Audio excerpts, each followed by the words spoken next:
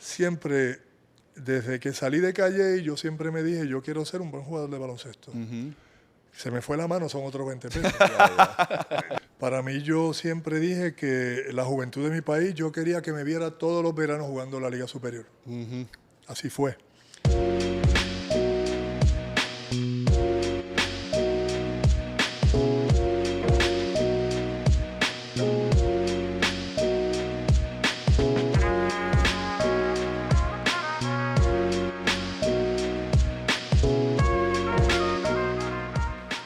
Bueno, son pocas las veces que yo me puedo poner nervioso. Y el propósito de Club 21-7, yo creo que nosotros no íbamos a estar completos si esta entrevista no se daba, si esta dinámica no se daba. Súper contento por el día de hoy. Estamos desde el Sheraton Convention Center. Nuevamente ando con la máquina de guerra, el Filiberto Rivera. El del traje amarillo. El del traje amarillo que lo pusimos a bailar. ¿Me entiendes? Fuiste una sensación con el traje Estamos amarillo. viral ahí. Pero no fue por el traje, pero fue por las tetillas. Pero dejaste las tetillas al aire. Las tetillas al aire, ¿sabes? Me pusieron la producción y tu persona, me pusieron en esa posición. Sí. Y me presté, porque le he dicho. Me presté porque tú sabes que tú eres un tipo viral que te fuiste bailarín, baloncesto. Pues entonces, Sí. el negrito de Sabana abajo. Ajá. Se tuvo que prestar para el traje. Pero eso es muy bueno, Philly, porque ahora los niños te ven para que se atrevan a hacer cosas. Hay gente a lo mejor que se cohíbe, que tiene miedo, le da vergüenza. No, vive, sé feliz, haz lo que te dé la gana sin hacerle daño a nadie. Y tú lo acabas de hacer. Tú rompiste con eso, brother. Tienes un punto a favor porque en el mundo que estamos viviendo necesitamos Sí, sonreír. sí, sonreír. Es muy negativo. Definitivo. Por eso lo hice, para que... ¿sabes? Y rompiste feo. Y rompiste feo. Mira, bienvenidos nuevamente a Club 21-7. Hoy, como les dije al principio, un día sumamente especial. No hay que darle mucha introducción, pero te voy a decir algo. 21 años en el equipo nacional, 4 mundiales, 4 olimpiadas, 8 campeonatos en el baloncesto superior nacional, Salón de la Fama FIBA 2019. O sea... Si seguimos no paramos, pero queremos ya comenzar esto y es rápido. Tenemos con nosotros a la leyenda, al GOAT, la bestia, el animal, el baloncesto en Puerto Rico, señoras y señores, José Piculín Ortiz. Standing ovation, brother, hermano. Se los dio, Philly. Gracias Se a los Dios. dio. Tuvimos ¿cuánto? 3, 4 No. meses largos. Meses largos. Sabíamos que teníamos que esperar. Nuestro momento iba a llegar. Nuestro momento iba a llegar. ¿Sabes? y Con llegó. Un poco como nosotros, orgánico, humilde. Sí. Vamos a llegar a las personas que queremos llegar. Claro. No, ¿sabes? No, como tú dices, si no hubiéramos tenido a esta persona, el podcast no hubiera empezado. No. Siempre tuvimos esto como meta. Sí, brother, chacho. The GOAT. The GOAT. José Piculín Ortiz. Háblanos, ¿cómo estás? Muy bien, ese ruego llegó bien alto. Y vamos a decirlo claro, por todas las vicisitudes que he pasado, ¿verdad? Claro. A través del tema de salud que me descubrieron en el 23, pero se les dio. Y yo le decía a Silvia, mi esposa, continuamente, yo sé que los muchachos me están escribiendo, que me quieren allí, etcétera, pero claro, tenía que, de alguna manera, la prioridad obviamente es la salud, pero como esto continuaba, pues yo sabía que íbamos a estar aquí hoy y se dio el día de hoy, gracias a Dios. Definitivo. Aquí estamos muy contentos. Exacto, y para lo bueno hay que tener paciencia y hay que esperar, y de verdad que te agradecemos sumamente que estés aquí con nosotros, porque tú eres baloncesto, o sea, no se menciona baloncesto en Puerto Rico sin no saber quién es José Piculín Ortiz, lo que tú has hecho por nuestra isla, por nuestros niños, por el baloncesto en general, no solamente en Puerto Rico, internacionalmente, y que seas de aquí, como el Coquí, de pura cepa, de verdad que es un honor para nosotros. Vamos a hablar un ratito. Picu Ortiz. Piculín Ortiz. Hablando de Picu, ahora mismo tu peinado me trae, tu peinado me trae a lo que era el Picuyel. Rápido. ¿Sabes? Al Picuyel. Y ahora como tenemos a Piculín aquí, tenemos que preguntarte el Picu. ¿Sabes? Y ese gel existe, ¿sabes? ¿Dónde está? ¿Qué pasó? ¿Cómo se dio eso del Picuyel? Bueno, de la forma que surge en el 93, creo que fue. No, 97, yo vuelvo a Puerto Rico, que fue cuando fui a Venezuela, 96, vuelvo a Puerto Rico, voy a Venezuela a jugar. Entonces tengo a este amigo Germán Milán. Ya, claro. Seguro. ¿Saben quién es? Seguro. Que yo lo tenía, pues, en alguna manera de agente, ¿no? Pero además de amigo. Y entonces en el ambiente pues estaba Felo Rivera, que siendo químico, ¿no? Tenía su propia fábrica de distintos productos allí en Ceiba, pues a Germán le da con mire, ¿y qué tú crees si hacemos esto? Y yo, ¿qué? Pues vamos, un gel, porque a ti te gusta peinarte para atrás. Y yo lo usaba antes, sí, claro, o sea, yo me peinaba. Sí, antes del Pico Gel ya tú te peinabas, sí, claro. Sí, yo usaba todos los demás, el moco gorila, todas esas cosas. Entonces, pues, como él veía que yo lo usaba, pues me dice, vamos a hablar con Felo, a ver si lo podemos hacer. Y le digo, pues vamos. Y así surge. ¿Qué pasa? Surge tan orgánico que enseguida ya estábamos en el mercado. Sí, entonces, pues yo jugando, obviamente, le daba toda la promoción, claro. le dimos la promoción en todos los sitios que estuvimos, que nos aceptaron el producto. Y así fue, básicamente. Entonces, ya el único creo que he visto últimamente, salvo un chamaquito que me presenta alguno u otro, pero tengo en casa en la gaveta un potecito así de los pequeñitos que eran de muestra. Sí, ese Y que así guardarlo. surgió de esa manera espontánea. Es increíble porque a mí siempre me gustaba peinarme para jugar. Acicalado, Siempre me encantaba jugar acicalado. Estar set. Si tú te veías bien, te sentías bien, jugabas bien. Es que uno se sentía bien. Claro. Y tú siempre fuiste bien presentable, bien elegante jugando y obviamente con ese lambío para atrás, rompiendo. Fíjense que yo soy de los jugadores y cuando jugaba casi nunca ustedes me veían a mí en sudadera. Salvo que fuese que estuviera en hotel a una práctica. Sí. Pero a un juego, yo nunca iba en sudadera. Siempre estaba set. Nunca. Yo siempre iba en mi mahón, bien vestido, porque es parte de ser profesional, ¿no? Sí, claro. Entonces envías un mensaje alto y claro, ¿verdad? De que hay otras cosas en tu vida, ¿me entiendes? Y pues eso yo siempre lo tuve muy, muy presente. Sí, yo ahí cuando yo creciendo. ¿Nunca usaste el gel? ¿Tú no? Es que nunca tenía pelo. No, sí, ¿con qué pelo? No sé, para la partidura. Siempre vi estos muchachos cuando estaban en las selecciones y uno pues en su crecimiento veía a Picu, Carlos, Picu sabe que también usaba lo del frío. Tú también, eso de la noche, saliste con eso. Pero salgo con eso en la Olimpiada. Y que lo están volviendo a usar ahora. Sí. Y casualmente en casa, cuando veo a Jabal y Magui, que lo veo usándolo, yo digo, eso yo lo usaba cuando... Chamaquitos. Eso salió en la Olimpiada del 96 en Atlanta. En Atlanta. Que lo sacó Coca-Cola con Powerade. Ya. Y que los dieron de muestra o algo así. Porque yo siempre he padecido de alergia toda la vida, desde chamaquito. Sí. Y entonces yo voy a probarlo, yo era siempre curioso. Muchacho, eso me dio un aire que terminé primero empate en rebote y segundo en punto en toda la Olimpiada. Usar eso en la máster. Y yo digo, ahora para adelante y para la máster. No, y yo decía, pero hubiese sido esa, pero sí, en realidad abre las fosas nasales para uno respirar mejor. En realidad que sí. Ya lo sé. Ya tú sabes. Y tu nariz chiquita, perfilada. Chiquita, lo que pasa es buscar una moda. Sí, no, y bueno, y valga la aclaración, para los ronquidos es... Sí, exacto, que usan para dormir también. Excelente. Mira, Picu, naciste en Ay Bonito, te crías en Calley. Vamos a darle un poquito de fast forward a esto. ¿Cómo llegas a San Germán? Bueno, en el año 7-9, yo empecé tarde a jugar básquetbol, pero yo era voleibolista. Yo era voleibolista desde más o menos 8º grado. La cuestión mía era que yo siempre fui alto. Sí. Pero esa altura siguió. A los 11, yo estando en el año 80, años, ¿no? En el año 80, yo firmé a los 16. En el año 80, yo medía 6'6". Entonces, yo estoy jugando voleibol y baloncesto en la escuela, porque el maestro mío de educación física, quizás ustedes lo conocen, Orestes Alicea, pues se casó con una callellana, se mudó cerca de mi casa. Entonces, pues, coincidía mucho con él, además de que me daba clases en la escuela. Entonces, yo siempre fui bien dirigido hacia el deporte. La escuela no tanto. Sí. Y el deporte yo era locura con estar fuera del salón y irme a correr y a brincotear.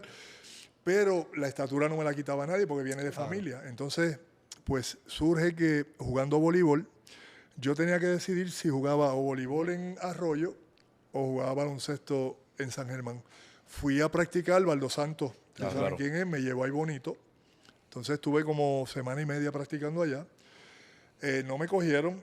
Obviamente no cogieron a Chiri Aponte porque ya tenía mucho más experiencia que yo, ¿verdad? Entonces, pues yo vuelvo a Calley y un vecino muy cercano de mi familia, su esposa era la principal en la escuela donde yo estudiaba, donde trabajaba mi papá.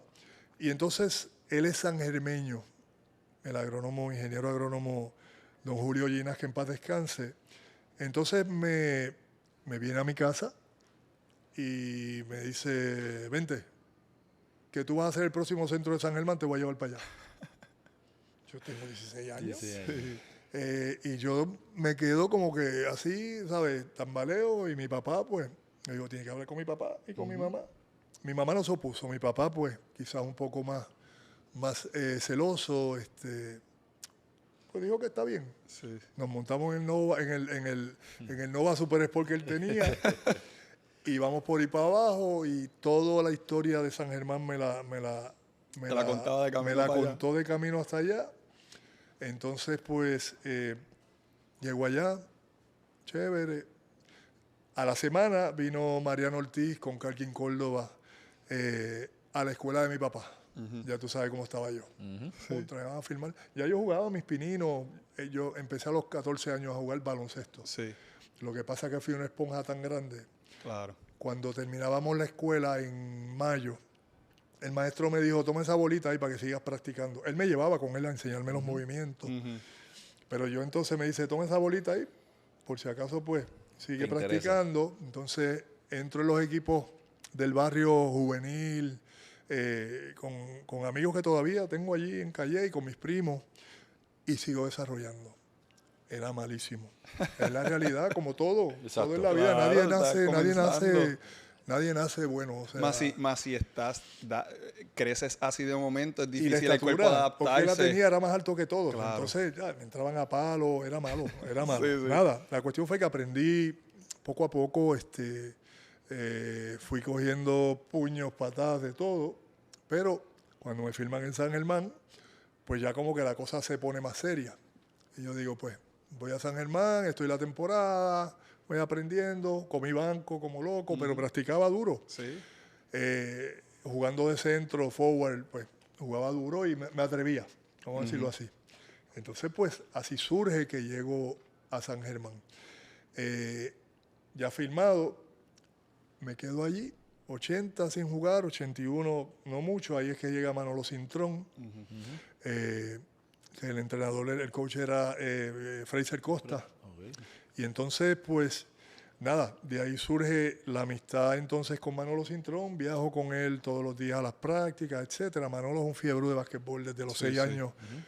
Esos hermanos son otra cosa. Sí. Pues entonces, pues ahí entra más en mis venas un poco más el tema del deporte como tal. Sí. Y sigo creciendo poco a poco. Y veo alternativas. Me fui a estudiar al Poli, luego salí acá, vine al American College de entonces, en Bayamón, con Flor. Y de ahí entonces cambió la cosa. De ahí yo comienzo entonces a practicar con Flor, juvenil, primera categoría, y la preselección, porque en el año 82 escogen a Manolo Cintrón en la preselección para un torneo, pero yo vine con él a la práctica. Okay. Y yo en chancletas metedeo, sentado así en pantalones cortos arriba. Y Flor me ve y me dice, ¿y tú qué haces ahí sentado? Yoki, dámele unas tenis a que va a practicar. Contra Chemba, Jim Maldonado, Cachorro, Willy Quiñones, Charlie, Rubén.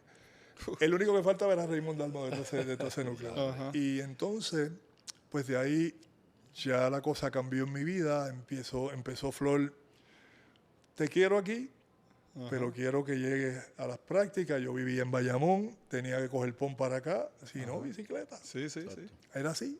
Sí. Si no tenía carro, pues entonces ya la cosa cambió.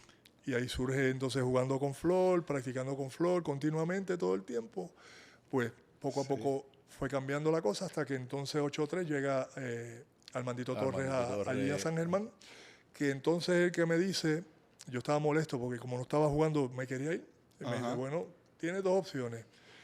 O quieres ser el centro de este equipo desde hoy, o te cambio. Cambió todo el espectro de mi vida, ¿verdad? En oportunidades.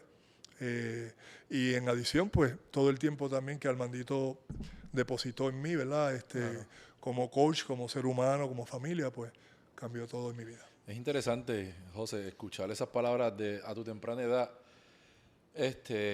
Como dices, pasaste por mucho teniendo 6'6" de estatura a temprana edad, y nosotros vivimos en unos tiempos ahora del bullying. Te quiero preguntar si en ese tiempo, porque uno ve este tipo tan grande, pero tú tan bobolón, si esa es la palabra que a veces usan, ¿sí? Y te faltan el respeto. ¿Cómo tú tomaste eso, ese buleo, que yo me imagino que pasaste, porque obviamente, no sé si para esa época era como ahora? Y no, era peor. Antes de verdad el buleo, ahora tú le dices algo a alguien y vas preso. Antes no se llamaba bullying, antes era que los muchachos eran vacilón, así, era vacilón, era bellonero. Exacto. Yo cogí mucho bullying, a mí me pisaban para no brincar. Tú eres un muerto, tú no sirves. Y tú empezando en la carrera de baloncesto. Tú no vas para ningún lado. Bueno, ustedes no se imaginan las cosas que lidié. Claro. Porque no las tuve que aguantar, ¿no? Pero poco a poco eso me dio más gasolina para yo poder seguir adelante. Incluso me atrevo a decir que en mi propio pueblo no me cogieron un equipo de primera categoría a una semana de empezar el torneo. Después que se había hablado ya. Sí. Y nada, eso ya me dio a mí mucha más gasolina. Me ofendí mucho, no lo voy a negar. Claro. Pero ¿qué pasa? En mi vida yo, puertas que se abría, puertas que yo aprovechaba. Buena o mala, pero aprovechaba. ¿Qué pasa? El bullying antes era bien, digamos, era cruel. Era muy cruel. Yo era un chamaco que yo nunca he sido bélico en mi vida, no era peleón ni nada. En casa el peleón era mi hermano, que en paz descanse, mis primos, pero yo no. Yo era un tipo tranquilo. Pero eso poco a poco me fue dando más gasolina. Y pues no puedo decir que no lo viví porque era el más alto de la clase. Y en voleibol, tanto como en baloncesto, yo fui campeón en la high de ping-pong. O sea, y entonces pues todas esas adversidades de alguna manera utilicé para mejorarme. Cuando tú pasabas por ese bullying, ¿cómo papá y mamá manejaban? Yo nunca esa parte? Nunca. Mis padres, yo estudiaba en la escuela de mi mamá o de mi papá porque los dos eran maestros. Ajá. Si yo hacía algo en la escuela de mi papá, era un cocotazo que recibía. Si me daba el maestro o la maestra, porque antes se aceptaba que metieran un jamaquión. Seguro. Pero mi papá también me cogía y me sopleteaba. Claro. Y lo mismo era en la escuela de mi mamá. O sea, teníamos que andar derechito. Claro. Y fue un bullying bien brutal, bien difícil de la época, pero bueno, tuvo un comportamiento bueno dentro de todo, pero en alguna vez que otra, pues, le metía a alguien, tú sabes, y ese se llevaba el de todos los demás, como yo digo. Pero no, realmente no era una persona de pelear. Pero creo que esas adversidades uno no las debe coger personal, ¿no? Yo la tomé personal, honestamente. La tomé personal. Pero para el bien. Para el bien. Sí. Por eso te digo que no tomar cosas contra nadie, sino así vas a decir esto, pues van a ver cómo yo voy a volver a Calle. Y lo mismo hice el día que fui que les explico en el 82, cuando voy con Manolo a esa práctica, que me ponen a practicar, Chemba Lanao se me la pateaba toda. No tiré una. Y Maldonado me la pateaba toda. Yo era un chamaco, 17 años, o sea. Claro. ¿Qué pasa? Cuando ese día salí de esa práctica, Manolo mismo lo dice, yo le dije, van a pedir perdón a Manolo. Todos van a pedir perdón. Y de ahí la historia cambió.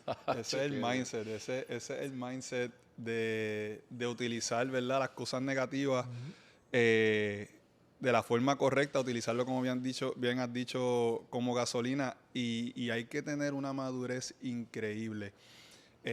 Y todo tiene que ver también el entorno de uno. Y porque fácilmente podía haber dicho, mira, no, esto no es para mí. Claro, yo pude haberme acobardado fácil, y no fácil. seguir porque me entraron a palo duro. O sea, Fácil. y era normal, pero mi norte era siempre, desde que salí de Calle, yo siempre me dije, yo quiero ser un buen jugador de baloncesto. Se me fue la mano, son otros 20 pesos. No, en realidad, porque lo que pasa es que yo no sufría de tener este guille, ¿sabes? Claro. De la arrogancia, no. Yo siempre era un chamaco humilde. Sí. Entonces, eso pues me mejoró en el sentido de que Flor Meléndez dice que yo, en mi crecimiento, yo nunca levantaba la cara. ¿Verdad? Si él me decía algo, yo no tenía ninguna palabra para ripostarle ni nada por el estilo. O sea, que yo escuchaba. Sí, claro. Sí. Y es como único uno mejora, porque, pues, en cambio, hoy en día no es así. Hoy nos creemos ya que a los 12 años somos las bestias humanas, ¿no? Hablando de escuchar y hablando de Flor Meléndez, estaba en el camerino presente cuando esa situación de Flor con Cheo. Sí. Y de hecho, tú eras el que estaba ahí. Yo estaba al lado, que él dice, tú estás aquí para ayudar a Piku, pero te digo algo, no fue solamente con Cheo nada más. Claro, eso fue el que cogieron en cámara, eso era todos los días. Con varios jugadores. Claro. Se las cantaba. Sí. De verdad que Flor lo tuvimos aquí con nosotros y siempre las anécdotas de Flor son otro nivel, son otras historias brutales. Ganaste varios campeonatos con San Germán donde fuiste ¿verdad? Persona principal a temprana edad, promediando 20 y pico, 15, o sea, fueron varios campeonatos. Le damos para adelante, ¿cómo llegas a Oregon State? O sea, ese salto allá a Estados Unidos. Mira, Oregon State llega en el año 83. Vino a Arecibo a dirigir el asistente de Ralph Miller, que era el coach allá en Oregon State. Se llama Jimmy Anderson, que en paz descanse, con el que me recluta, que fue Lani Van Iman. Vinieron a Arecibo, entonces el doctor Irán Ruiz, ellos le preguntan por mí. Entonces, pues, se interesan. Irán Ruiz llama al mandito, se me da esa puerta, se me da esa posibilidad. Pero Lani Van Iman, coach Lani Van Iman, me dice, no, pero primero tenemos que ir a hablar con tus papás. Era como que ¿verdad? Tú sabes cómo son los college, que era un protocolo que tenían. Pues claro. Está bien, vamos a Calle y hablamos con mis papás. Qué sé yo, ya yo llevaba unos años fuera. Y surge la posibilidad y le digo, pues claro que voy. O sea, como les digo, esa fue la primera oferta y la primera que aceptaste rápido. La primera que acepté, vámonos. No vamos a perder fui tiempo. Feliz, claro. Me trataron muy bien, fue formidable. El trato de los coaches, el espacio allí en Corvallis, Oregon, súper bueno, ¿sabes? Sí. Entonces, pues, ya yo vengo de estar jugando bastante, ¿no? Ya llegas con un campeonato, ¿verdad? No, el campeonato vino en el 85, vino cuando 85, vengo de allá. 8-4, soy redshirt, entonces 8-5 juego. Okay. Quedó el mejor anotador, uno de los mejores anotadores del Pac-10, entonces, que ahora es Pac-12. Y cuando vengo acá, pues, a San Germán 8-5, ganamos el campeonato, olvídate, sí. Un campeonato bien esperado después de 35 años allí en San Germán, que no ganaban, y todas las cosas que surgen. Pero se da de esa manera, ¿no? Armandito habló conmigo y me dijo, y yo me voy para encima, claro que sí. Y cambié de ambiente. Y vuelves para allá y quedas jugador de la conferencia. 8-6 quedó jugador de la conferencia, 8-6, 8-7. Que ahí entonces le ganó a Reggie Miller el Pac-10 Player of the Year, que habló... que ese año entra también Gary Payton, si no me equivoco. Gary Payton volvió, el último año mío fue que él jugó conmigo. Exactamente. Pero en el año anterior tuve a AC Green también. ¿Ves? Entonces con AC Green no pude jugar. Porque era el año mío del redshirt cuando existía.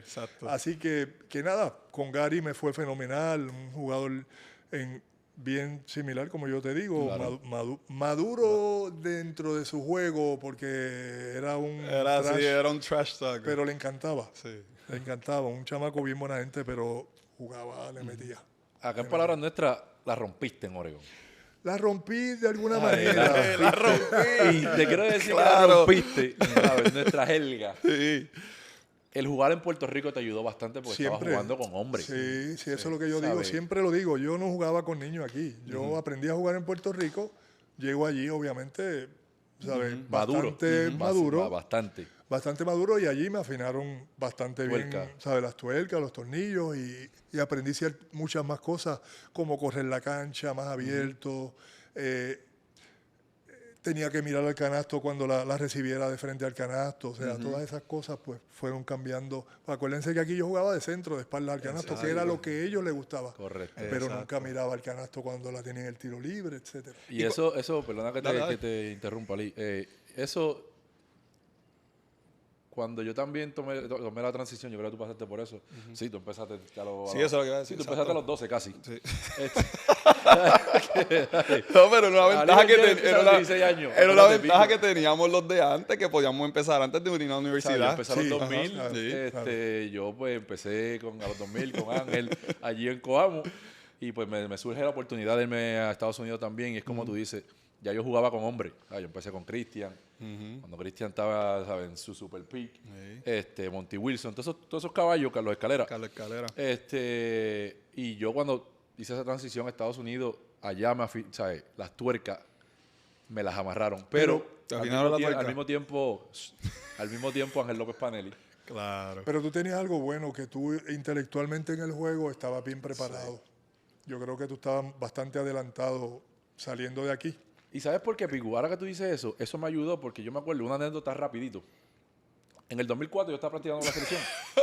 ¿Sabes? Cuando los caballetes estábamos en la selección, pues practicando para prepararnos para las Olimpiadas. Okay. O sea, digo prepararnos, pues yo me siento parte de esa Claro, victoria. tú estabas ahí ¿verdad? practicando, pues claro. No que tiro sí. una bola, pero... No, pero estabas ahí Gracias. practicando. Entonces estaba ahí con los caballetes. Estoy en la práctica, soy el rookie. Ajá. El centro de nosotros, señor José Piculín Ortiz. Piculín Pues Caballote. pasó una situación dentro del juego. Una mala rotación del señor Eddie Casiano que lo tuvimos aquí Pero en Eddie, defensa. pero si Eddie se conocía por Guardial. ¿De verdad? ¿No? Yo no sé, Picu no lo pensaba así. Picu me ha dado un clase de regaño. Sí. Papá. Se quedó con esa voz así tan Pues, profunda. Y después yo le expliqué más o menos, coño, Pico, pero lo que pasa es que Eddie nos rotó. Es que lo que pasa es que yo te vi, ¿sabes? No estaba localizado donde se supone. Como pero no le gritaba. dijiste, acuérdate que esto es como la gomita, Sí. el chicle, que la goma jala para acá y tú jalas para acá. Pues Y tienes tengo que jalar jalarlo para a allá. él. Eso No- fue. No lo sí, jalaste a él. Eso fue. Que yo era el rookie. Mira, Fili, pero Pero te, después de eso- te tiraste los 20 a otro. No, no se fue eso, hace. coño, pero Bueno, yo era el rookie, yo quería no, ser el Pico, no equipo. fui yo, fue Eddie. No, pero ¿Qué le vas a decir a Eddie? sin embargo, yo creo que todo tiene su momento. Yo lo veo de esa manera, todo tiene su momento. En ese momento que practicaste, Seguro. habíamos un No. jugadores. Eso me ayudó grandemente, ¿sabes? Pero obviamente te abre una puerta que yo creo que, ¿verdad? Sí, Te seguro. anima mucho más a Y mejorar. eso me ayudó grandemente estar al lado de No ustedes. el regaño. No, No, y el créeme, regaño. como tú También, dijiste, los regaños a mí yo los cojo por, La ¿sabes? Los oportunidad. cojo para el bien, Claro, oportunidades. No, lo que estaba diciendo, todo lo negativo que ha pasado, que le pasó de chamaquito, lo estaba utilizando Y como lo gasolina. y lo positivo. utilicé para mí, me ayudó Definitivamente. y hablamos y así mismo. Al año después, pues ya estoy en la selección. Te impactó. Me impactó bastante que lo Claro. ¿cuánto? 21 15, años 20 después. 21 Mira, años la después. Pero estoy pregunta, contando. la pregunta Sí, más sí. básica es la siguiente. ¿Cómo te sentiste emocionalmente cuando te invitan a practicar? Ey. Que ahorita te lo estaba diciendo fuera de cámara. La Espectacular, emoción que le da a ¿sabes? uno. Una súper emoción. Y uno como que se pompea y dice, espérate que voy a trabajar más Vamos porque más si me duro, invitaron ¿sabes? hoy, Exactamente. que no estaba para ti. No estaba para mí, yo lo entendía y yo estaba, como tú dices, bastante maduro de que ok, lo sé. este no es mi grupo. No, pero vamos a exacto. trabajar para el próximo año porque Ajá. Pues le estos metiste muchachos en pesado. algún momento se tienen que retirar. ¿Verdad? ¿Sabes? Carlos, Cristian, Bobby, ¿cuándo? ¿Eres tú? No, ya habíamos varios que ya, Sí, ya habíamos estaban ahí dicho después que del nos año que íbamos. ustedes sí o sí. le dieron shutdown. 87, pick número 15 del draft. Esto es conocimiento público, primer puertorriqueño nacido acá, que lo cogen en el draft. Sabemos lo que pasó con Utah y te quería preguntar, luego de que te vas para España a jugar, que sales de Utah, ¿en algún momento contemplaste volver a tratar de jugar en la NBA? Se te dio la oportunidad, dijiste que no, porque estabas también en un flow y en un sitial que tú podías escoger lo que quisieras hacer. Claro, exacto. Mira, ¿qué sucede? Para mí yo aprendí a jugar basquetbol en mi país. Para mí yo siempre dije que la juventud de mi país, yo quería que me viera todos los veranos jugando la Liga Superior. Así fue. Sí. Para mí la NBA para mí siempre ha sido una gran liga, pero es una gran liga de Estados Unidos. Sí. Esto de que los campeones del mundo, no, los campeones de Estados Unidos. No sé si me entienden, pero Claro. Pero pues, eso es un sentido de superioridad que tienen ellos allá, pero ahí yo no me meto. Yo voy a que lo mío era jugar básquetbol. Ya yo estaba jugando 40 minutos donde quiera que había ido. ¿Qué pasa? Cuando yo iba a ser escogido, pues yo lo vi como una puerta A. Pero tampoco era como que yo digo, pues, está bien, ¿qué puede pasar conmigo dentro de la NBA? Esto me lo dijo a mí mi coach Ralph Miller, que en paz descanse. Me dice, bueno, tú vas a tener varias opciones. Creo que te puedes ir temprano en el primer round, porque ellos te preparan así de cierta manera. Te puedes ir temprano en el primer round. Lo único que quizás tengas que hacer una adaptación de 5 a 4, que no tenía ningún problema, porque yo tenía la rapidez, ¿verdad? ¿Qué pasa? Cuando estoy en el draft, yo digo, pues mira, Miami acababa de entrar ese año y había entrado la otra también de expansión. Me parece que era la del sur. Eran dos, yo sé que eran dos. Dos equipos de Miami expansión. estaba, y yo digo, pues me iré a escoger Miami o algún equipo del este. Pues por la cuestión ¿verdad? de los latinos. Surge que me coge Utah. ¡A diablo! Tacho, estoy bien lejos. Que no tengo nada en contra de los mormones, ni de Utah, ni de nada. Sí, pero no era la situación Pero no ideal. era la situación ideal para mí. Claro. ¿Qué pasa? Ese año era la Olimpiada siguiente, en el 88. 87 fuimos a Uruguay, que ganamos bronce para clasificar a Seúl. Y yo, como les digo, yo siempre mi norte fue mi selección y mi país. Entonces, digo, me siento a pensar y digo, bueno, el dinero que me ofrecieron no era mucho. Para un 15 era nada. Entonces, decido firmar para ir a Zaragoza, que fue la primera vez que fui en el 87-88. Hago un contrato allá de 4 años, pero obviamente, básicamente porque quería jugar de la selección, mi primera Olimpiada, porque si yo me iba a jugar a la NBA, no podía representar a Puerto Rico, que surge que era hasta entonces, hasta el 92, que ahí llegan entonces los profesionales. Sí. ¿Verdad? La hipocresía, digamos, porque profesionales eran en Europa también, así que nada, eso es otro cuento. Pues yo decidí representar mi país. Voy a la primera Olimpiada, 88. Entonces, el gerente general que me escogió de Utah se empeñó en que yo tenía que llegar a Utah porque a él le salió mal, que yo no haya aceptado, etcétera, etcétera. Pues, está bien, pues me quieren cambiar, vamos a ver qué es lo que hay. Pues, llegamos a un acuerdo, me cambian por Mert Turpin. Mert Turpin va a Zaragoza, yo voy a Utah. Llego allí, yo empiezo los primeros 15 juegos. Disculpa que te interrumpa. O sea, hay un cambio de que envían a un jugador de Utah para España por... ¡Wow! Y yo voy a Utah. Entonces, nada, yo voy al campamento, qué sé yo, bien preparado. Empieza la temporada, yo empiezo los primeros 15 juegos. Exacto. Pues cool. Yo digo, pues estoy más o menos 4 o 5, pero me querían de 3. Wow. El primer juego que yo juego fue en Los Ángeles contra los Lakers, mi equipo de toda la vida. Y me tengo que defender a James Worthy. ¿Y qué pasó con Piculín? El primero que fue allí, me le planto de frente, me hace un fake, le brinco, allá fue y la donqueo. Cáquete. Primera. Sí. Y de 3, yo digo, aquí hay algo que no... Sí, que no cuadra. Pero nada, seguí, ¿sabes? Frank Leiden, que en paz descanse, me da la oportunidad y yo digo, pues esto es un proceso, ¿verdad? Claro.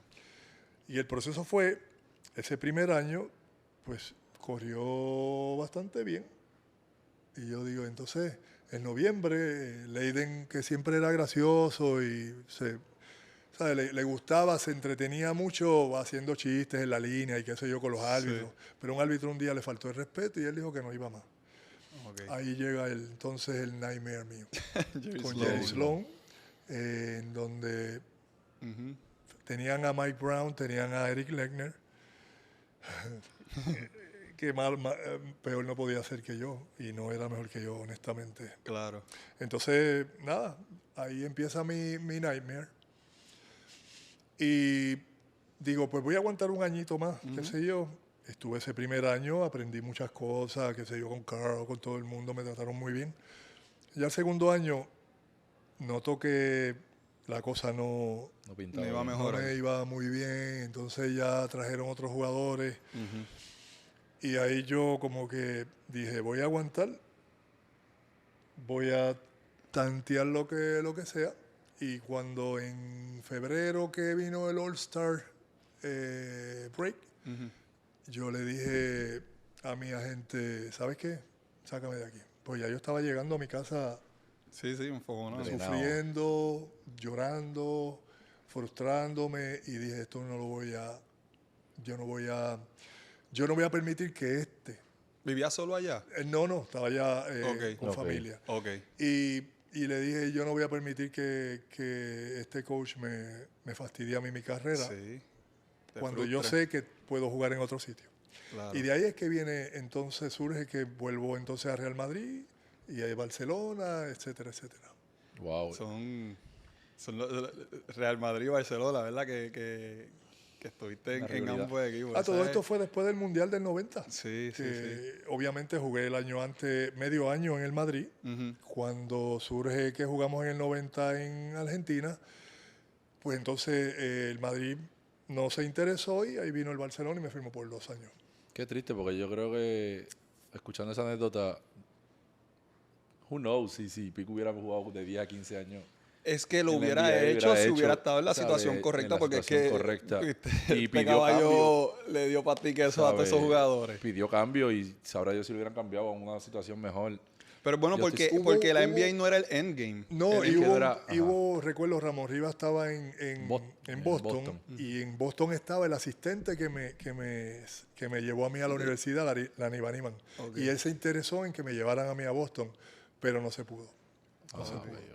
De esos fueron los pocos equipos que yo fui. Ramón Rivas y Pico en Boston. Pero imagínate. Aquí lo tuvieron. Sí. Definitivo. Hablaste que estaban tratando de hacer la transición de la 5 a la 4, también a la 3. Tuviste un tiro de tabla patentizado y el tiro tuyo de la pompa de 3 también. Eso era... ¿Cuándo desarrollaste esos ambos tiros? Obviamente tenías tu juego de espalda al canasto, pero algo que de verdad te daba un valor increíble es que podías salir a meter esa yompa corta, esa yompa del tiro de 3, o si te daban espacio tenías la tablita. Y más bien de lado. De lado yo lanzaba muy bien contra la tabla. Yo creo que el tiro corto pues vino más tarde en mi carrera, porque yo siempre me ha gustado, soy un point guard frustrado. Por eso ustedes veían que yo cogía el rebote y yo mismo bajaba, claro. Y entonces, pues ese tiro corto viene por insistencia, mira el canasto, pero yo miraba siempre para que el otro hombre alto, porque ahí fue el bread and butter mío con Jerome, o mío con Ramón, ¿ves? O mío con Daniel Santiago, ¿ves? ¿Por qué? Porque yo me gustaba, era buen pasador y me gustaba pasar. Incluso jugando de espaldas al canasto, pues repartía el juego también. Claro. ¿Qué pasa? Yo digo, pues, cuando los tiradores no estén, y en un viaje que hicimos a un Super 4 en Brasil, estaban off. Y yo digo, así... Yo voy a coger rebote matándome aquí, te la voy a pasar y tú te vas a parar a tirarla de 3 sin llegar a la ofensiva, no hay problema. Yo la voy a bajar y yo la voy a tirar. 4 veces lo hice y las 4 la metí, de 3. Eso está por ahí en algún lado, tiene que estar en un grabado. Y las 4 la metí. Pues, y como era la línea corta. Pues ya ahí cogiste vuelo. Y de ahí yo dije, pues voy a tener que empezar a practicar. Yo respetaba mucho siempre las posiciones. Tú eres el tirador aquí, yo no voy a tirar de allá. Y yo cogía la bola y lo que hacía era mirar para pasar. ¿Ves? Eso sí, me iba a mi posición a pedirla. Siempre he respetado eso. Hasta que entonces me doy cuenta y digo, de vez en cuando tengo que lanzar una, tú sabes. Claro. Para abrir el juego. Y te das cuenta tú mismo, ¿sabes? Sí. Como han cambiado las generaciones, que ahora hay tantas personas que vamos a entrena con tal persona. Sí. Para los tiempos, obviamente, de José, eras tú mismo. Si tú querías evolucionar, tú tenías que entrenar, ¿sabes? O que el coach te pasara la bolita. Pero evolucionó su juego, eso es lo más increíble. Yo mirando siempre, yo recuerdo, Fufi Santori siempre me decía, tienes que mirar el canasto, mijito, desde ahí del tiro libre. Y yo no lo miraba porque yo buscaba que o penetrar, hacer un giro, tú sabes, pero no miraba el lanzamiento corto, hasta que después, poco a poco. Hablaste de un Super 4 en Brasil. ¿Qué año fue que tuviste... enfrentaste muchas veces a Oscar Smith? Sí, pero hubo un juego que él metió más de 40 puntos. Tú metiste como 30 y pico de puntos también. Ese fue el juego. ¿Ese fue el juego? En la Olimpiada de Atlanta. Él metió 45, yo metí 35. Pero él sumaba de 3, yo sumaba de 2. De 2 y donqueo. Sí. Era automático. Era jugar contra él, esas batallas. Oscar era un reto enorme. Porque es que Oscar... Siendo Oscar, sabíamos lo que él iba a dar, pero no solamente era el lanzamiento largo, también te hacía un fake y la picaba, y te la tiraba corta. Te cogía muchos rebotes ofensivos también, porque iba a rebotes, como la estatura que tenía y la fortaleza. Pero siempre Oscar fue un reto enorme. Increíble, como ese jugador nunca tocó NBA. No, pero eso es lo que... La similitud de que igual que yo, dos jugadores que con talento para destrozar la NBA y, Oscar siempre lo dijo, o sea, usted me tiene que pagar a mí por meter bola. Eso es lo que yo porque lo que le decían a él era que no defendía. Pues porque mi especialidad es meter bola. A mí me firmaron para eso. A los otros 4 a defender. Sí, no, y él se lo decía. Obviamente hizo una carrera espectacular tanto en FIBA como en Europa. Sí, él, cada vez que, bueno, en mi crecimiento, tú decías Oscar Smith, Puerto Rico. Muchachos. Fíjate de eso, que eso eran 90, 100 los scores, pero eran batallas bastante bonitas que ahora las podemos hablar y ver esos dos caballetes jugando en contra. Eso era impresionante. Eso era un banquete. Era curioso porque nosotros, el coach le decía, Jerón, te toca a Oscar. Coño, mano, pero hazlo a Pico. Eso era un vacilón. Déjalo que él tire todas. Lo importante es que los demás no vean carácter. Porque es que él iba a seguir. O sea, Oscar no lo intimidaba nada. No. Yo nunca vi un juego malo de Oscar. Claro, pero es que lanzaba. Seguro. Lanzaba. Pico, tú hablas mucho de actitudes, pero actitudes yo digo positivas, exigencia, que lo estábamos hablando fuera de cámara. Y yo pienso en mí mismo también, porque yo soy como persona también, como point guard. Y en vida como padre también uno se exige como persona y también exige uno como padre, como point guard, capitán en muchas ocasiones que fui. Y eso tú me lo mencionaste, que tú eres bien exigente en eso, ¿sabes? Tú llevas el mensaje, si tiene que ser en arroz habichuela, para que lo entiendan. Y pasaste por Flor Meléndez, pasaste por Ernesto, que son dos personas influyentes en tu carrera, que el que no los conozca no le pasa la mano a nadie. Pero vivimos en tiempos diferentes ahora mismo, que si hablamos de eso, que nosotros aquí en el podcast tocamos mucho eso, lo que son los padres, los que, ¿sabe? De cómo llevamos el mensaje, sino para mejorar, para ver las cosas como son, por el positivismo pues de las creencias de estos jóvenes. Y me lo mencionaste, y quería tocarte ese tema de la juventud que estamos viviendo ahora, las diferencias de antes y ahora. Obviamente su hija, que juega superior ahora mismo, yo no sé si tú tuviste eso con ella en la crianza, a que es una de las caballotas ahora, ¿sabes? En voleibol. Si de tu manera, ¿cómo fue con ella en esa parte? Mira, la manera como yo fui con mi hija fue muy similar a mí. Mi hija se hizo ella solita con su esfuerzo. Claro, ella en un momento en la escuela, en Coupeyville, ella comenzó en voleibol. Entonces trataron de entrarla en baloncesto. Ella quería probar, yo la dejé. Hasta que cuando observé un coach, como era la más alta, no sabía jugar. Yo oigo un coach que manda a otra jugadora a entrarle a palo. Hasta ahí llegué. Le dije, no, quédate en voleibol, porque es que yo reviento un coach, porque yo lo viví. Yo lo viví en toda mi carrera, que mandaban a darte puño, o sea, ¿sabes? Eso, en edades así, tú no haces eso. No. Y se lo digo a cualquiera. Claro. Yo observo eso, voy y se lo digo. O sea, no, son niños jugando. Claro. ¿Qué pasa? Con mi hija estaba en su esfuerzo. Ella tenía la estatura, eso no se lo quitaba a nadie. Entonces, pues yo veía a los padres, muchos de ellos se llevaban bien porque yo iba a apoyarlos a todos. En esa edad, ¿qué me va a decir? Correcto. ¿Me entiendes? Y ponle que haya las que brinquen más, las que brinquen menos, pero tiene que haber una unión de padres donde el propósito sea el desarrollo de los niños en buena lid, ¿verdad? Y cada cual que tenga la intención, pues que se mejore, porque no está en uno. Yo puedo empujar a la hija mía a lo que sea, igual ella se trancaba y no iba, y no se le daba. Pero la estatura no se la quitaba a nadie y yo le decía, no, brega tú. Tu coach está ahí. Ese es tu coach. Yo te voy a apoyar. Como padre. Eso sí, te permito 2 errores nada más. 2 nada más. No puede ser que cometas uno y cometas otro y no te enojes contigo misma. O sea, yo era de los que no me frustraba, yo me molestaba que yo cometiera un error. Yo me molestaba y me molesta todavía ver que en la cancha cometiste un error. Y no le importa. Y está como si nada. Sí. ¿Sabes? Yo digo, esto es conformismo. Sí. No, uno no puede ser conforme. ¿Por qué? Porque el baloncesto es repetitivo. Exacto.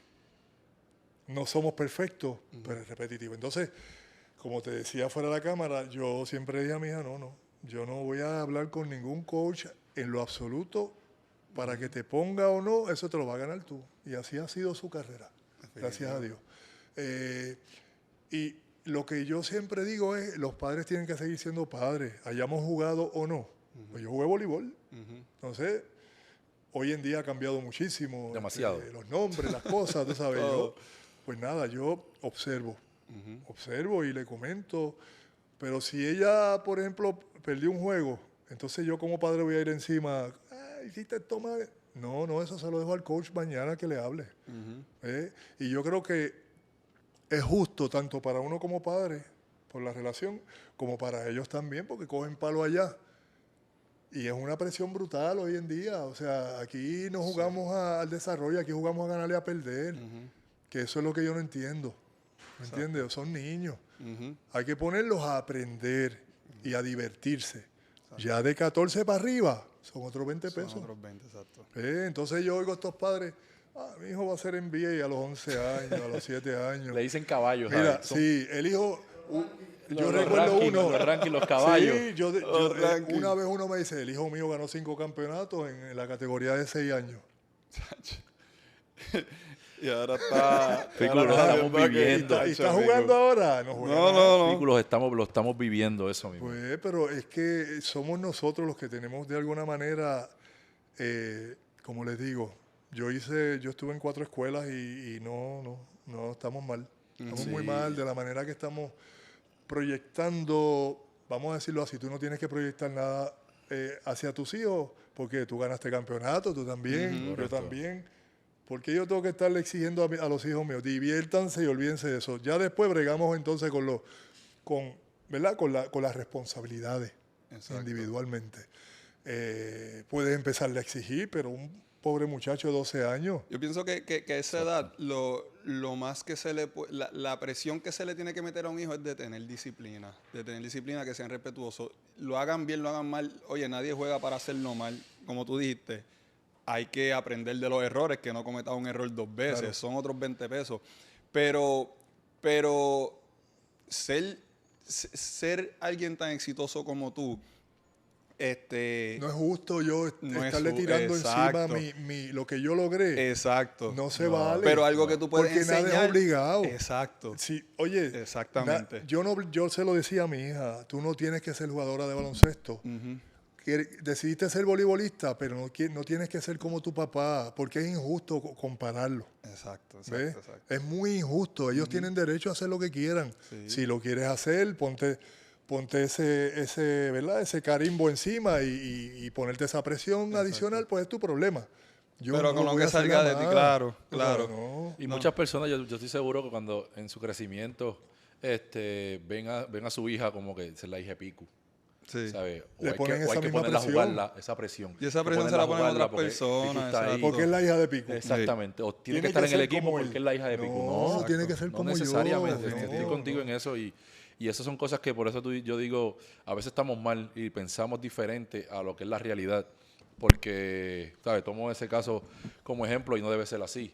Y a lo mejor tú y yo somos amigos, pero ya tengo esta presión de que tengo que firmar la hija de Piku. Mira, yo te voy a poner... la hija de Ali, que juega voleibol, es mucho mejor que la de Piku. Pero entonces, conflicto entre Sí. ¿Sabes? Que es difícil, es complicado. Pero te pongo un ejemplo. Mira, por ejemplo, tú eras un jugador que en la cancha eras más maduro de acá. Ponle un jugador X, que ahorita les puse el ejemplo. Un jugador que... De su cabeza está bien puesto. Ponle gordito, está un poquito sobrepeso, no está en la condición física que debe estar. Claro. Pues ¿dónde tú vas a manejar con él? Lo físico. En la condición física. ¿Me entiendes? Entonces, tienes que exigirle en su condición física como tal, porque en su juego él está ya bastante maduro. Sí. Entonces, inviértelo. Un jugador que tiene la condición física, pero acá arriba o emocionalmente no está... no aguanta presión, vamos a decirlo así. Correcto. Entonces viene y es tremendo jugador físicamente, pero acá no sabe, no lleva el juego bien o toma unas malas decisiones. Pues cada cual es en su área, ¿no?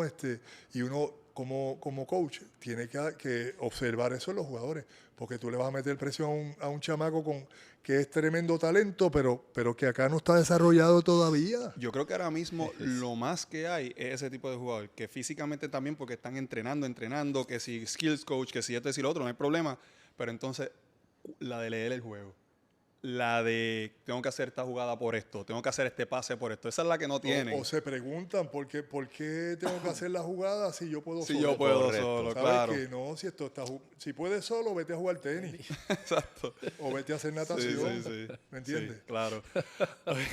Sí, porque es que ese es el problema. Entonces, hoy en día las redes sociales también, este flow de yo soy bueno, bien bueno. O sea... Claro. Eso hay que, de alguna manera, si yo fuese coach, yo dominaría eso muy bien. Claro. Usted aquí está en un nivel. Tú puedes estar más adelantado que Philly o viceversa, pero entonces tú tienes que coger mejor condición física. Correcto. Tú tienes que trabajar mejor el manejo de bola, tu lanzamiento. Sí. Pero ahora cualquier tonto tira de 3 puntos de media cancha. Macho, sí. Claro, estamos hablando ahora del síndrome Curry. Correcto. Que ha roto todo, pero eso es un profesional. No estamos hablando en categorías menores, otra cosa, ¿me entiendes? Exacto. Entonces, cuando tú se lo dices y le llevas el mensaje, ese es otro tema.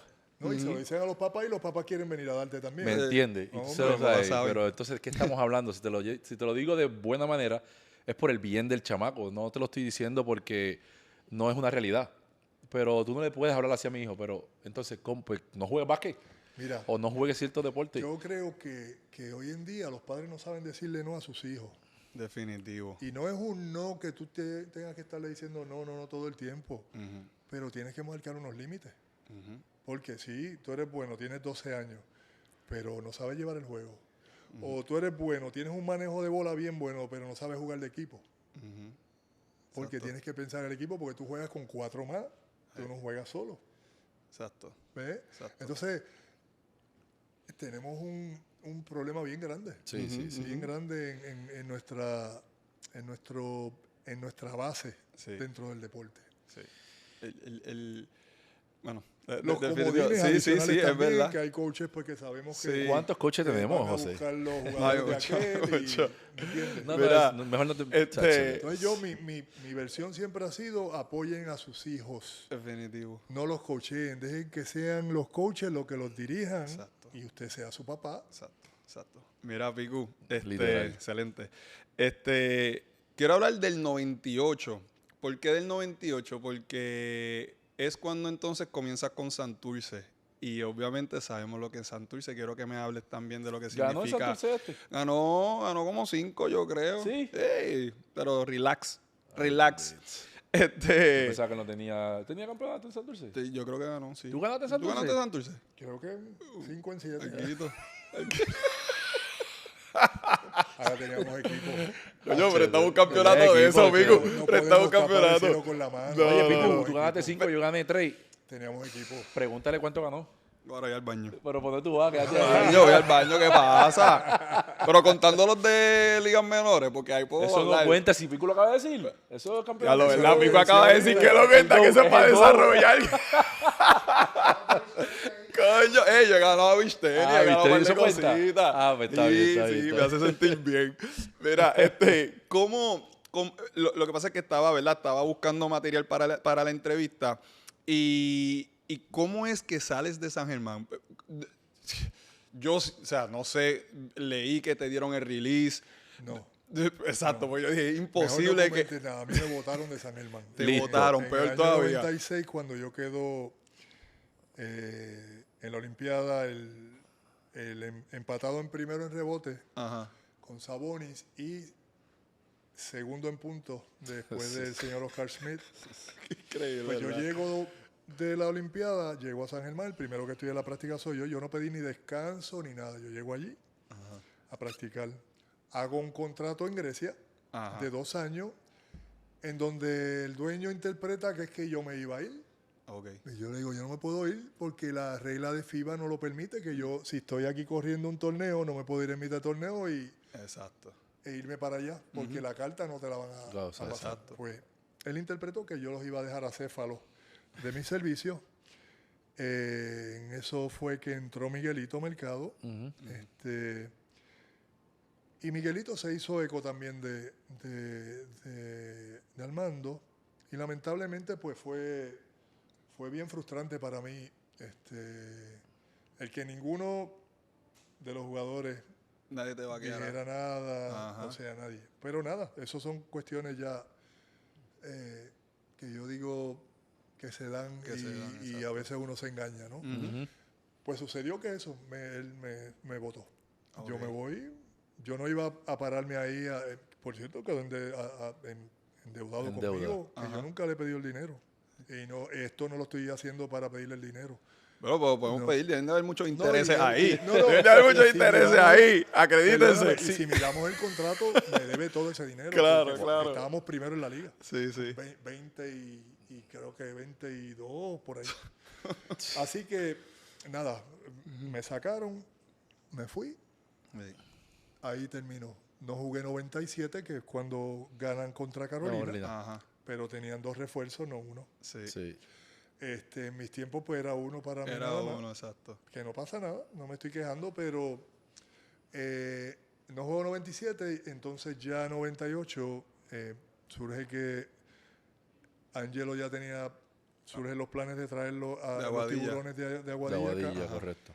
Y pues obviamente se me acerca Rafo, y yo dije, Es Rafa Muñiz. sí, Sí. Rafo Muñiz, que es cuando estaban los capitalinos de San Juan, que era cuando estaba André Guibert con ellos. Sí. Y Rafo pues habla con Cucho, con el hijo, y adquiere Angelo la franquicia, entonces muda los tiburones acá, con casi nada, con Guayacán Santiago, Edwin Peyot, Sí. y un núcleo de jugadores, ¿sabes? Entonces cambian a Viroldo por mí, a San Germán. A San Germán. Ok. Viroldo, a Ale Falcón. Exacto. Lo mandan allá, creo que una cantidad de dinero, y se dio. De ahí pues entonces es que surge... ¿Ale en ese resurge- momento era zurdo o era derecho? Porque todavía no Ale- sabemos. Ale- creo Todavía que no Ale sabemos. sabe. Todavía no sabemos si Hasta el era sol de zurdo. hoy Ale no sabe, así que vamos a dejarla. Pero entonces ese cambio fue por Ale Falcón para Y- San y Germán. creo un jugador más y creo que una cantidad Un de jugador dinero. más, No estoy cantidad de seguro, dinero, fue 30 bolas, chacho, tuvieron que haber pero dado todo. después Ale volvió Regresa a Aguadilla. Sí, porque exacto. pide, ay, papito Dios, Papi Ángelo, Papi regresa para Ángelo, atrás. claro. Tú sabes, no, pero Sí. se le dio y bueno, así fue que es el resurgimiento nuevamente de la franquicia cangrejera. Déjame como, estás tú, está Guaya, Rolo llega también allá, No, pero primero era Guaya, Carlos, Carlos. yo. Ujú. Ahí entonces comenzó Jeffrey Aubry, ahí comenzó con nosotros Gary Williams, Edwin, estaba ¿no? Edwin Peyote el primer año que ganamos. Exacto, Edwin.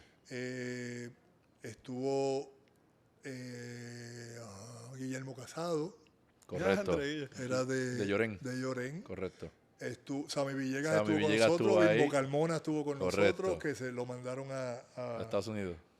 no, pero después lo cambiaron a Mayagüez o a Cuamo, uno de los dos. Mayagüez. El mismo Carlos Escalera estuvo con nosotros ese primer año también. O sea que. Pero el Ángelo entra a Santurce, atrae a Santurce, pero lo que quería decir es que esa franquicia de Santurce del 98 le dio un prestigio a la liga. O sea, era el show. Bueno, ahí show. Comienza en Puerto Rico, en la liga, el show business. Exacto.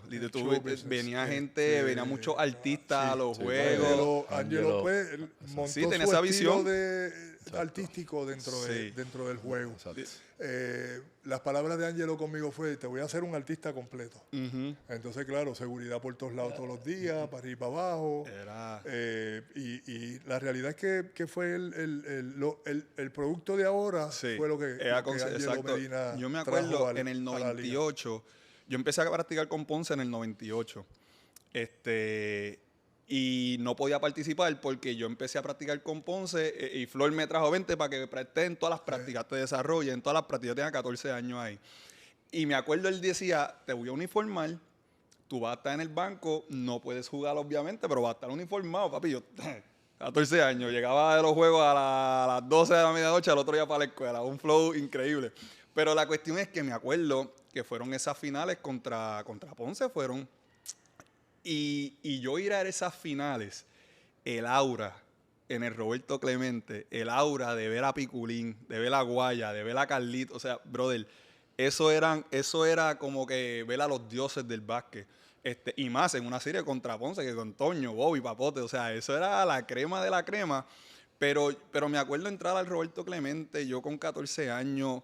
estar calentando y ver a Pico en el otro lado, que era más grande que grande. Brother, de verdad que eso se me quedó en la memoria por siempre. Pero sí, ya desde ese momento, Ángelo Medina implantó un tipo de espectáculo. De espectáculo sí, que se está ahora entonces, vuelven entonces estos tipos de claro, Ángelo no invertía tanto como invierten ahora. Claro. Pero para esos tiempos era... Ángelo era más recogido, tampoco era que tenía... Usted no era nada de barato, usted no eran 2,000 pesos quincenales, ¿viste? Era como 5,000 nada más. Pero ahora que mencionamos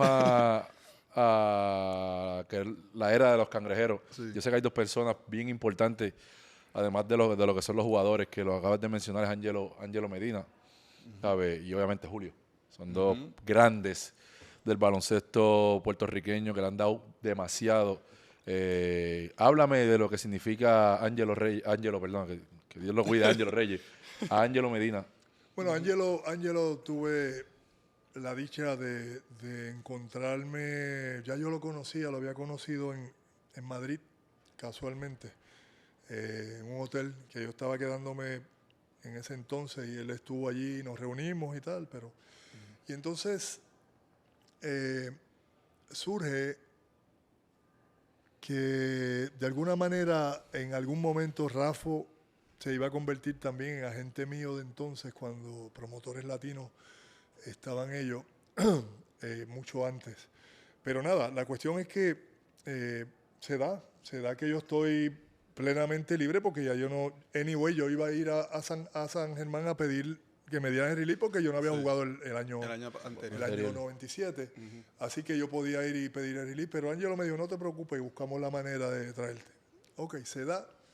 Pero Ángelo fue algo importante porque ya yo estando pensando, ¿verdad?, en recoger un poquito mi vida, mi carrera y afincarme más en Puerto Rico, pues se me da con él. ¿Qué pasa? Se me da doble porque todavía yo estaba jugando en la selección y entonces cuando surge la selección se me pide a mí, Salvador, que en paz descanse, me dice, bueno, primero Ángel, me dice, pues ¿qué tú crees si podemos traer a Julio a Santurce? Le digo, pues, Sí, entonces, claro, ahí se conecta entonces también Salvi con Ángelo y surge en el 99 para que dirigiera la selección. Pues tengo yo que coger un avioncito hasta Venezuela, decían el avión de Ricky Martin, y me monto en el avión de Ricky Martin con Helios Castro y me parece que fue Tuto. Y vamos a Venezuela, allí a Barquisimeto, en la pista que había que era de tierra, y aterrizamos allí. Y vamos a buscar a Julio, y Julio estaba allá abajo en la orilla del agua, en la placita de mercado, comiendo con la gente allí. Che, ¿cómo es él? Exacto. ¿Cómo es él? Pues tuvimos que hablar y aceptó dirigir Santurce. Ya sabes que Julio, pues engabanado, que yo sé que lo odiaba a muerte, pero se tenía que engabanar. Así que, pero entonces también se da que ese año comenzara con la selección nacional. Entonces cojo ya dos bálsamos enormes en mi carrera. Ángelo Medina por su lado, ¿verdad? En su sentido de responsabilidad como dueño de equipo, dentro del compromiso. Y luego pues Julio en los dos lados, tanto en Santurce como en la selección. Ya ustedes saben que en 99 ya yo había pactado para retirarme. Jerome James y yo nos fuimos a retirar después de ese preolímpico que perdimos con Canadá para ir a Australia. ¿Qué pasa? Se me da la oportunidad, yo decido retirarme en 99, pero entonces Salvador me dice, y pues yo estoy aquí, yo conozco a Salvi ya, ¿verdad? Y me dice, pues, ¿y cómo voy a vender el equipo si tú no estás? Entonces me hizo volver. Yo no iba a decir que no, obviamente. Entonces le dije, bueno, yo vuelvo si Jerome pues pudiera volver también un rato. Pues yo sabía que Jimmy ya estaba un poquito más cansado. Es cuando entonces comienza Carlos, ¿verdad? Larry, Daniel. Daniel, pues yo le dije, Daniel tiene que estar sí o sí en el 99 en el 98 para el Mundial de Grecia. Y yo digo, Carlos, pues si es un 7 pies, ¿cómo no va a estar para que me ayude? Exacto. Si no, yo hubiese estado solo, ya Ramón no estaba. Entonces, pues se me dan esas dos personalidades importantes, sobre todo en cancha Julio, pues me dio un cierto... Ya yo estoy por la cuarta generación que estoy jugando. Yo jugué con la anterior mía y 3 más después. Y viene ya Carlos, ¿verdad? Entonces... Pues Julio fue un bálsamo enorme. Desde Venezuela para acá, el trato, la manera de que los jugadores entendieran, porque yo no era fácil, ¿sabes? Y el mismo Carlos lo dice, Guayacán, porque el standing, mira, el standing de uno ser la personalidad que carga grandemente la venta del equipo y asegura quizás, como decía Salvador, el pozo que me daba agua, pues es una presión grande, pero esa presión yo la demostraba. Yo iba al gimnasio, yo iba a la pista, yo era el primero que corría la línea. De boca nada más. O sea, yo estaba ahí sí o sí. Pues eso, muchos de ellos hoy en día lo aprecian y entienden. Larry, Carlos, ves que me veían, pero me veían. Exacto. No era que yo estaba en un hotel y era pariciar. No. Aquí hay que entrenar. Es el equipo nacional, tenemos que estar sí o sí. Exacto. Te amaneciste, no tengo ningún problema con tu vida privada. Pero a las 6 de la mañana hay práctica. O a las 7 o a las 8. Y eso, pues Julio fue en su manera jocosa. Claro. Porque él decía, el doctor Ortiz, entonces pues habían prácticas, ya yo estaba un poquito digamos, estaba pasando por procesos de divorcio, procesos de si me retiraba o no, un poquito difícil para mí. Y Julio pues me lo hizo más fácil con los muchachos, pero yo iba todos los días a mi gimnasio, yo iba todos los días a mi práctica. Entonces pues llega Rolando, que interpretaba más la jerga de Julio, tanto como yo, pero Rolando un poquito más porque lo tuvo desde chamaco en Ponce. En Ponce, sí. Y entonces ahí empieza la cosa a ponerse buena. Mucho mejor, ¿verdad? El vacilón. Piculín, robando. Exacto. Porque yo me sentaba un rato, o sea, yo jugaba 40 minutos y cuando eso eran los back-to-back, ves que yo jugaba 40, yo le decía a Julio, sácame. ¿Cómo? Loco. Y estábamos por 20 arriba o 30. ¿Cómo? ¿Que te qué? Y las prácticas de Julio eran fuertes. Las prácticas de Julio eran fuertes. Eran duras, pues sí, Sí. En mi tiempo ya de salida, lo último que llegué a dar fueron 144 sprints en X, en cruzada. En la cruzada que allá en el Maíz, en el 2002. En el mundial, para el Mundial del 2002 en Indianápolis. Nos llevaron allá 2 Salvi, nos llevó allí a San John. Era maíz por todos lados, no había más nada. Maíz, una gasolinera, en la misma gasolinera, un liquor store que no se podía beber allí. Pues yo cogía una cervecita que iba a dar, me la guardaba en el cuarto y me la llevaba al cuarto. Cuando eso Mundi era el que bregaba con nosotros. Entonces era desayuno, práctica, gimnasio, almuerzo, a descansar, 2 semanas. Pero eso no bajaba eso era pretemporada. La misma intensidad siempre. Ya habíamos jugado aquí, era una pretemporada total. No, el 6, sí, que estaban en shape. Y el 6 en 30S. ¿Cómo? No, me acuerdo que él nos ponía a tapear también, a tapear todo, en ambos tableros. Papi, vieja escuela. ¿Te acuerdas tapear? Claro. Entonces, los 2 viejos, Jerome y yo, tuvimos que, tragar. Y vamos. Y oye, y no era en vano, estaba el Águila, Félix Javier, que en paz descanse. Estaba Richie, estaba Cristian, Carlos, Dani, Luis Allende, sí, ¿sabes? Sí. Entonces, Rolando, y estábamos allí, comiendo, durmiendo y practicando. No había más. Por eso no nos fue mal, ¿sabes? No nos fue mal. Nos fue mal con Nueva Zelanda, que Pera nos metió la bola aquella desde allá, desde media cancha. Oye, increíble todos los... ¿Te acuerdas de todos los nombres? Tú me preguntas qué hice ayer, no me acuerdo. Caballero, ¿tú te acuerdas? Estás bien duro con todos los nombres desde los 70 por allá. Pero si me hablas de acá de liga... pero de personas con experiencia, con las que tuviste experiencia. Sí, pero me acuerdo de Pera porque nos lo metió bien. Tú sabes, ese fue bien doloroso. Fue bien doloroso porque fue mi último... 2002, mi último mundial. Y ya habíamos ganado, le ganamos después a Estados Unidos, le ganamos a el mundial, pero exacto. Y a España.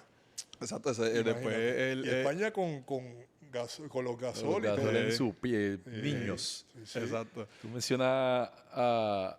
¿Tú jugaste para Julio? No. Yo lo ¿El tuve último año de Julio en Bayamón no estaba? No, yo creo que ese fue el último 2009. Ellos ganaron con Cristian. Ellos ganaron con Cristian, exacto. Sí, lo tuve en las prácticas de la selección. Pues yo lo tuve en las prácticas de la selección. Yo creo que él me dirigió una vez, no me acuerdo. La cosa es que, tú sabes, yo vengo de la clase de Panelli. O sea, de Panelli, no estoy diciendo que Julio no es estructurado, son 2 tipos de coaches diferentes. Filosofía. Exacto, la filosofía muy diferente.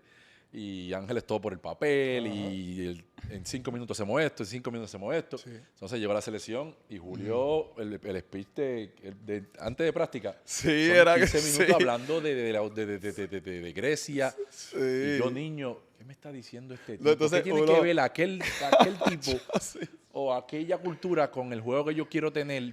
Y todos estos tipos, papi, ya como lo entendían, especialmente estos veteranos, como que ya sabía, algunos se reían. ¿De qué se ríe esta gente si no me dio gracia? Y tú llegabas a la cancha, empezaba a calentar can, y él venía con el speech de 20 minutos, te enfriaba.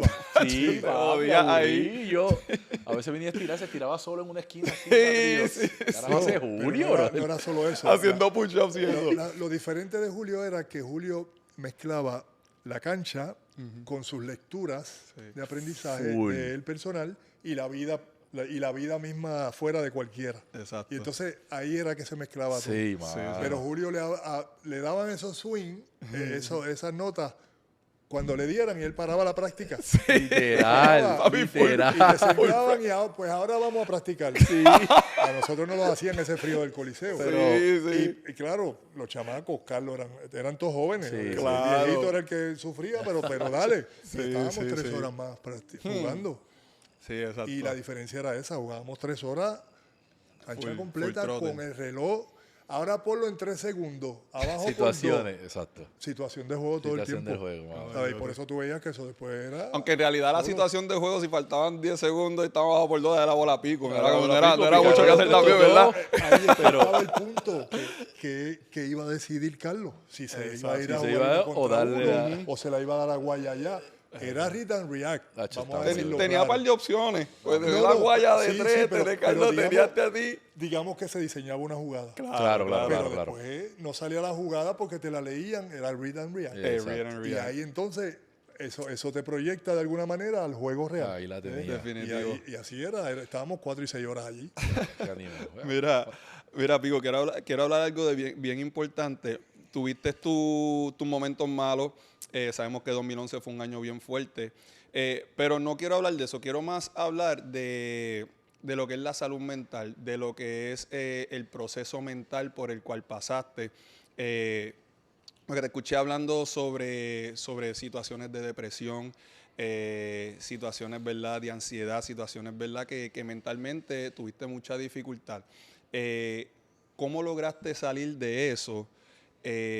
¿Tuviste en algún momento ayuda profesional? Te lo pregunto porque normalmente a los deportistas, y para mí es bien importante, y para Philly también, esta plataforma es bien importante quitar ese estigma que tenemos los deportistas de que buscar ayuda no...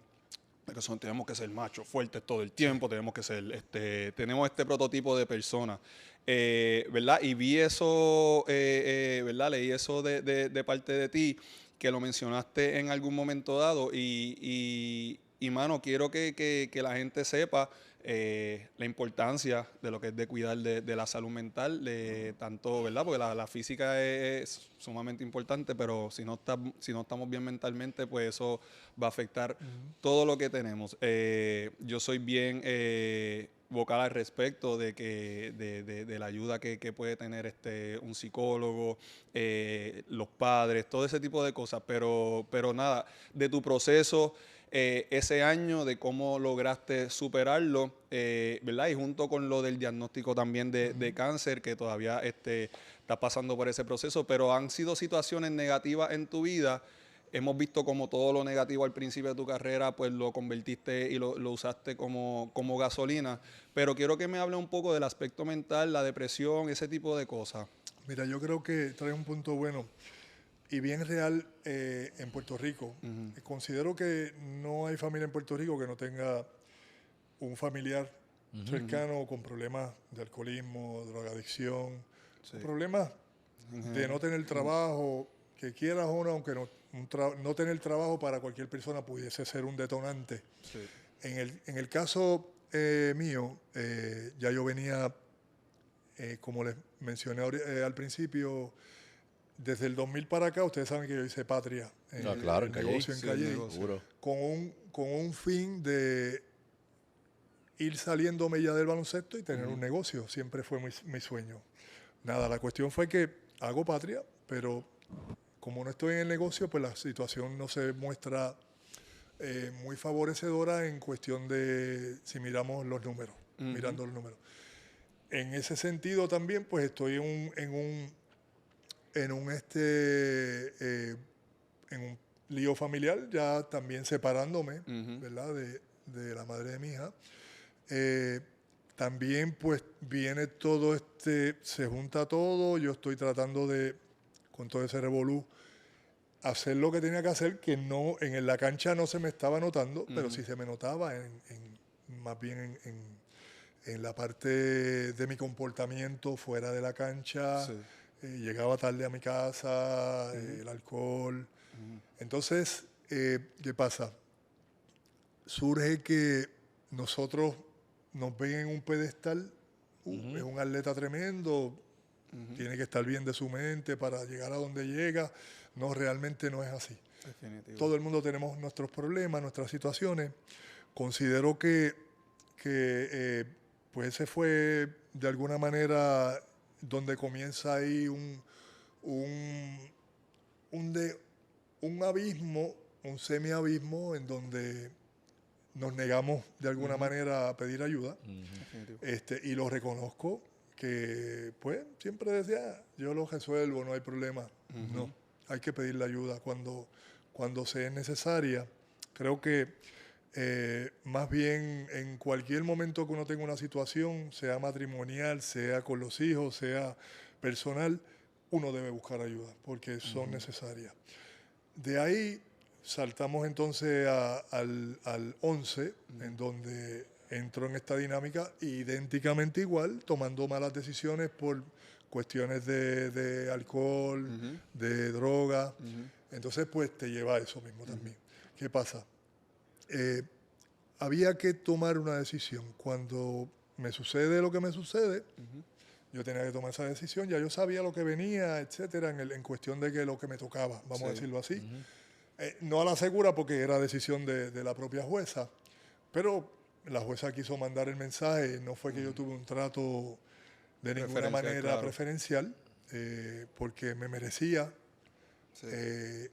eso, ¿verdad? De alguna manera me lo busqué, pero ya yo sabía que yo quería hacer. Me encejaban a yo seguir en lo mismo, en la misma, ¿verdad? Situación, cuando saliera a volver a buscarme más problemas. No, este que está aquí no. Yo, de alguna manera, yo me dije a mí mismo, de aquí vamos a resurgir nuevamente, como lo hice en otros momentos, ¿verdad? Cuando salí, comencé mi carrera, todo eso yo superé muchas cosas sin ayuda. Pero en esta vez creo que era importante tener esa ayuda, coger esa nalga, como decimos, y realizar lo que realmente quería en mi vida. ¿Qué pasa? Yo pisó la cárcel. En la cárcel yo no había cama. Ellos querían cederme una cama. Y yo dije, no, yo voy a ir al piso. Wow. Yo todo esto, de alguna manera,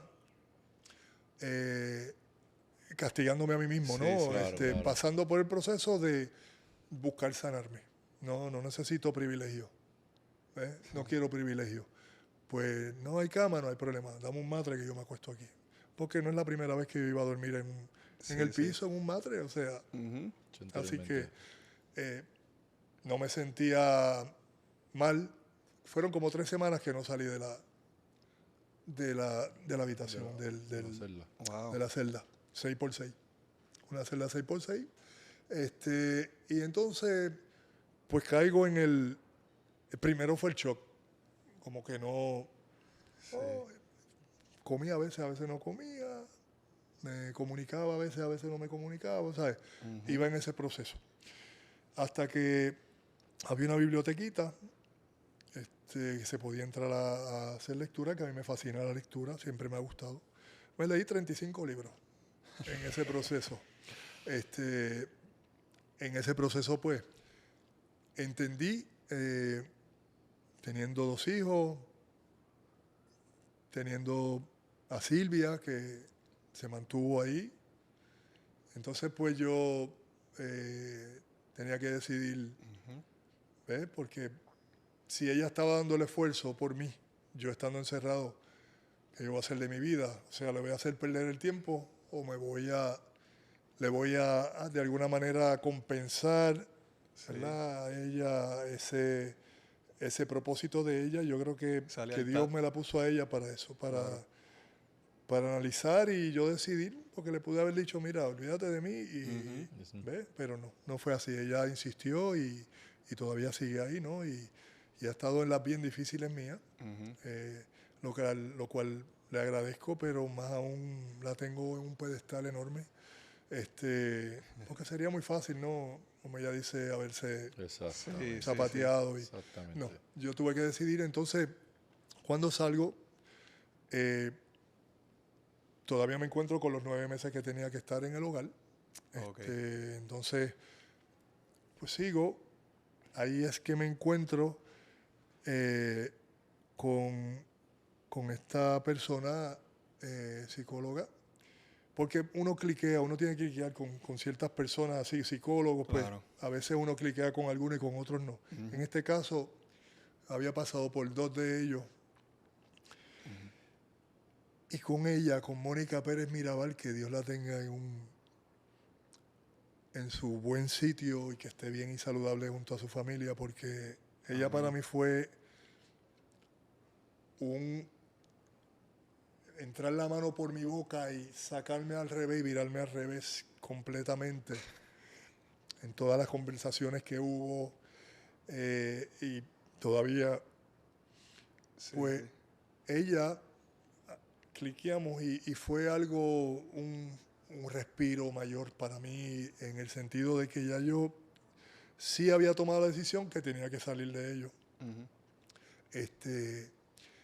Y poco a poco surge que, pues que me salió todo, me sacó todas esas nubes negras, todas esas situaciones que pasé y gracias a ella pues pude de alguna manera recuperarme, digamos, psicológicamente en el sentido de tener la tranquilidad de aceptar las cosas como se dieron, como quizás no como se dieron, sino como yo las provoqué. Porque es que eso es lo primero. Tenemos que aceptar cuando uno toma unas decisiones, pues, y más cuando son de esa manera, decisiones que sabes que te puede buscar problemas, pues aceptarlas. Y yo eso hice. Según acepté el hacer lo que hice, pues tenía que aceptar también el castigo por ello y estar tranquilo con ello. Y yo estoy muy tranquilo con ello porque cumplí lo que tenía que cumplir y sobre todo tener la tranquilidad de que la decisión que tomé fue mala.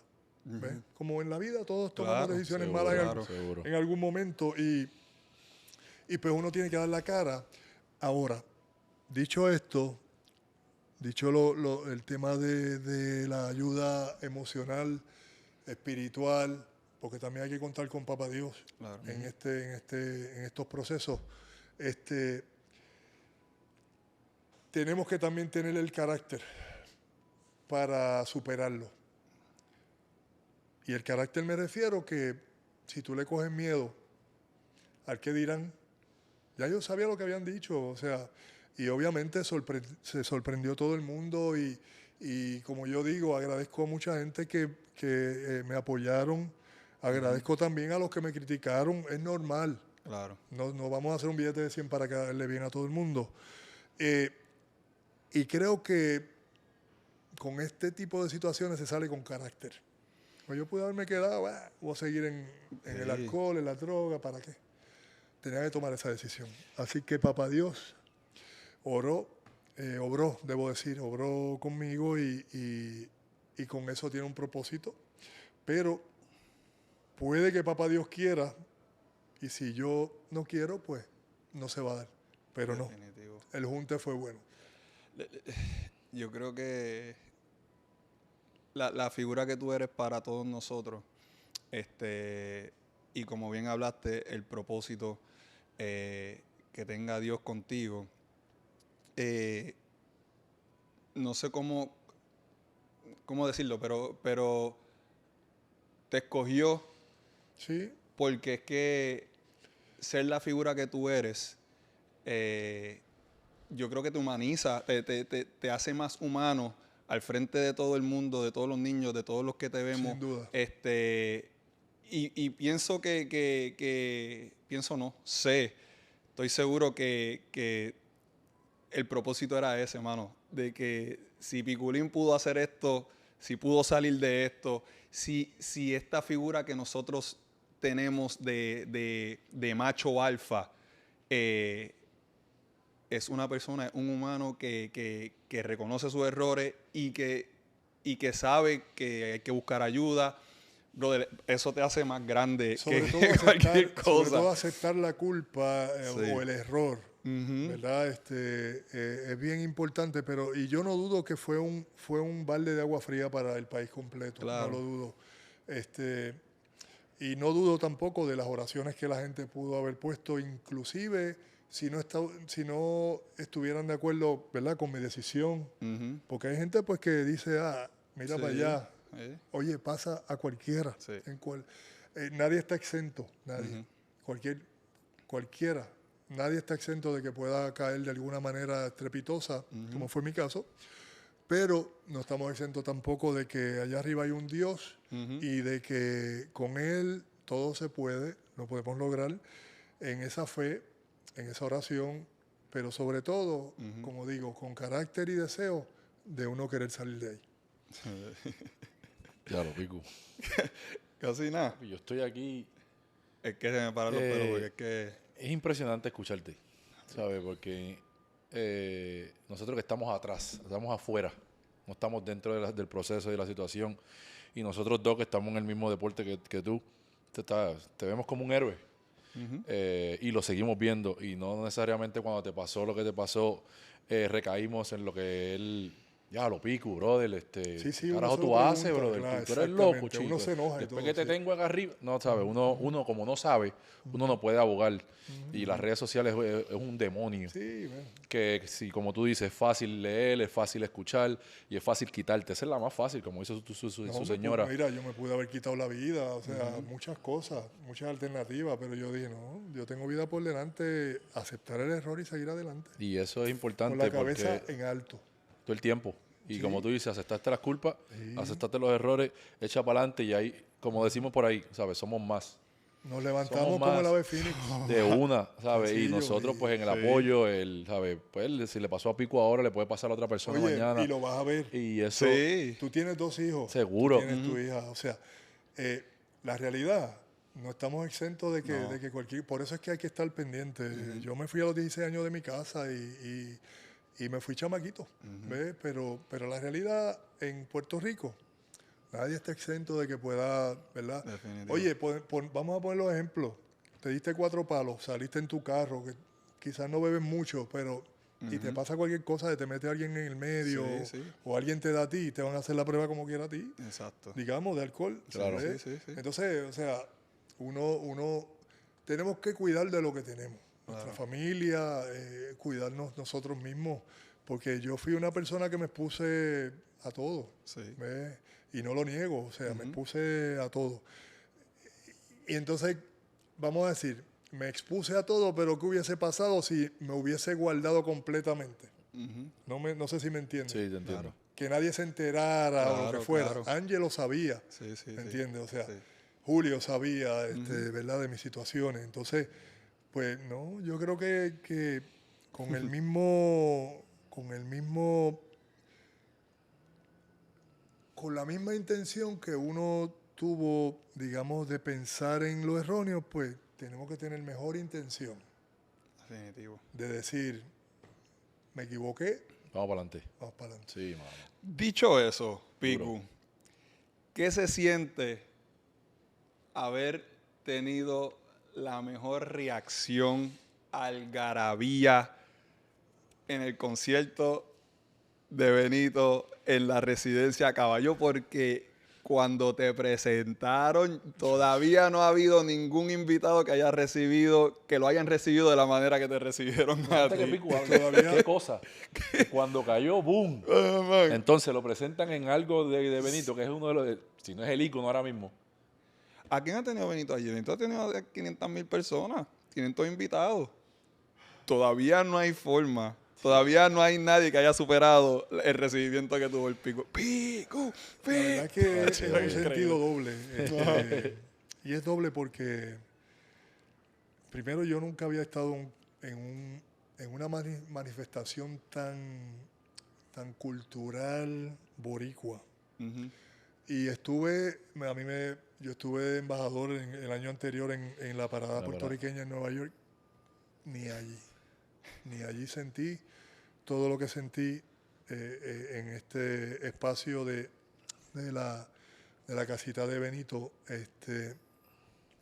Y bueno, digamos, estamos hablando de muchos puertorriqueños, abuelos con nietos, abuelos con hijos, hijos con padres, gente. Yo llevé dos hijos de 2 amigos de España que estaban allí conmigo en la casita.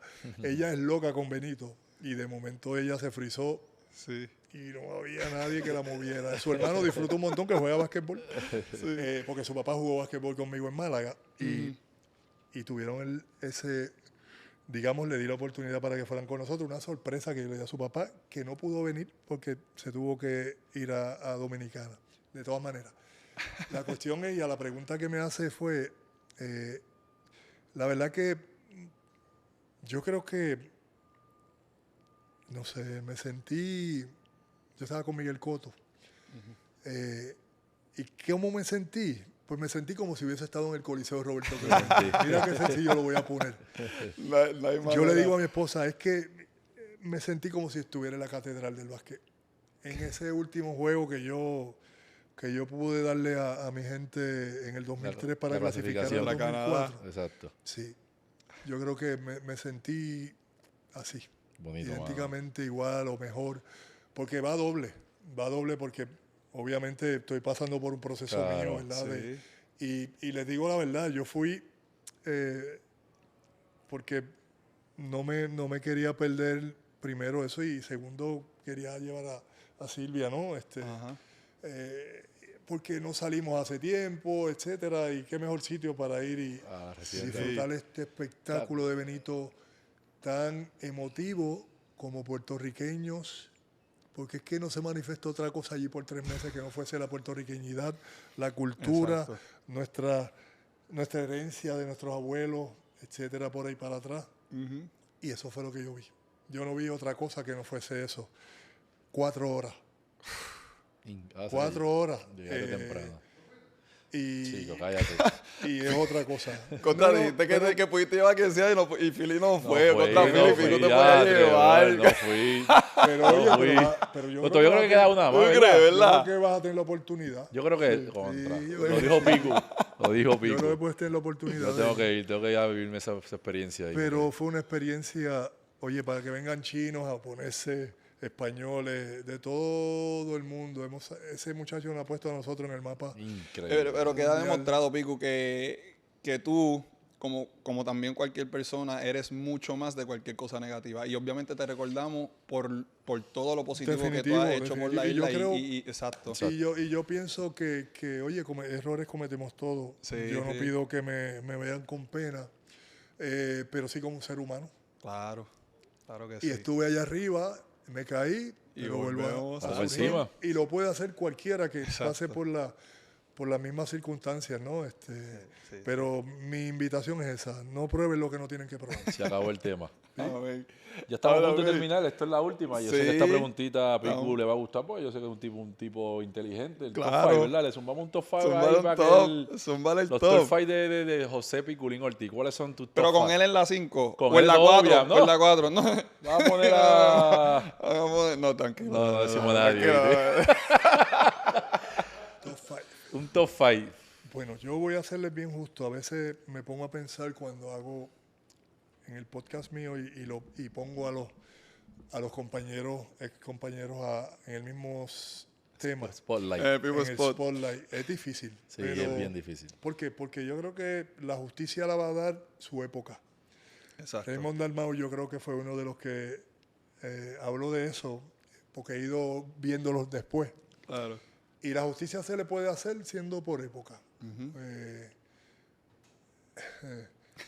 Si vamos para atrás, desde que yo llevo viendo, logré ver a la época de Raymond, pues habían sus 5 Claro, no, chacho. duros. Raymond, Rubén, Nestalí. Te la hacemos más fácil si es con los que tú jugaste.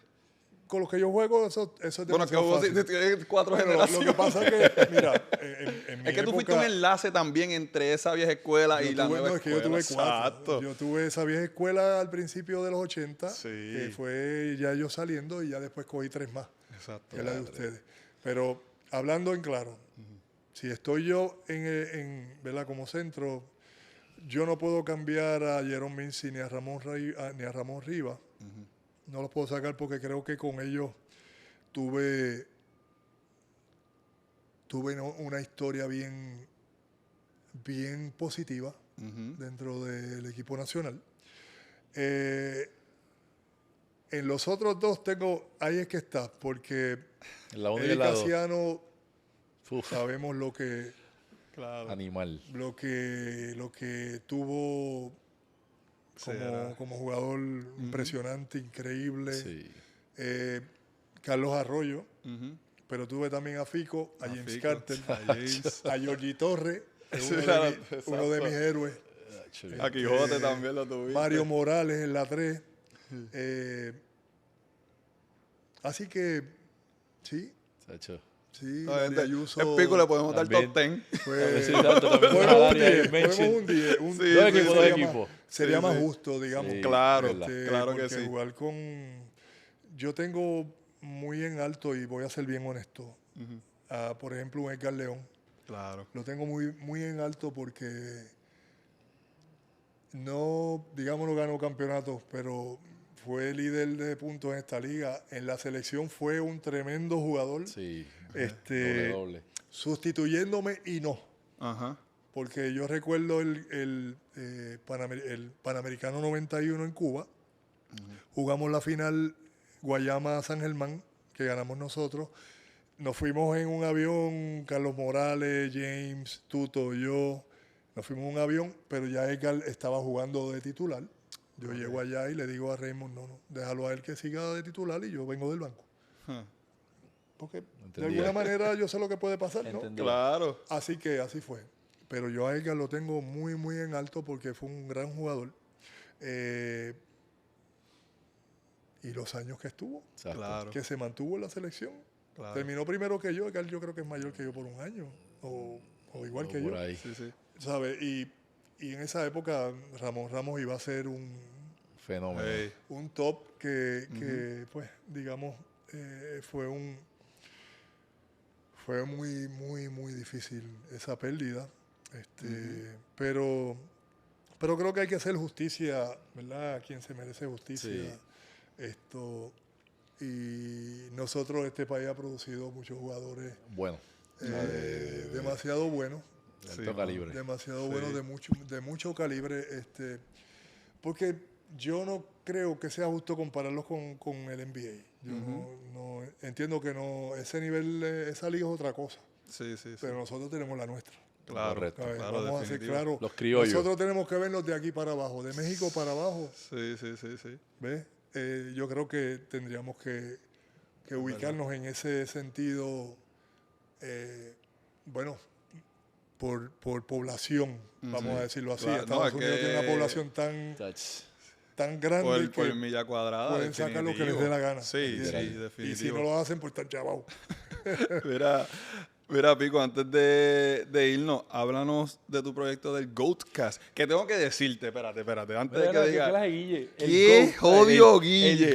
El GOATcast, pero el nombre es perfecto. Bueno, esa perfección se la dio la dueña del GOATcast, que se llama Jasmine Rivera, que es la esposa de William, que son el grupo de trabajo con quien yo trabajo, que es Aquí Se Media.